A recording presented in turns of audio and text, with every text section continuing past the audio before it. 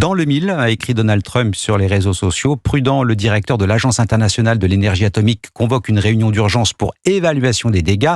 Du côté du gouvernement israélien, on est assez dubitatif et c'est ce que l'on va voir avec vous, Frédéric Simon, correspondant d'Europe 1 en direct de Tel Aviv. Si on se félicite de l'implication directe des Américains dans le conflit, on s'interroge sur l'efficacité de ces frappes.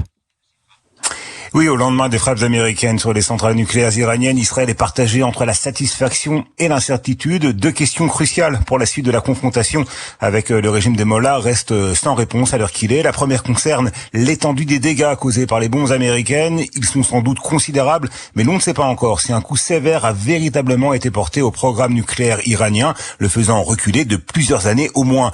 Hier, en conférence de presse, Benjamin Netanyahou a reconnu qu'il fallait encore un peu de temps avant d'en avoir le cœur net.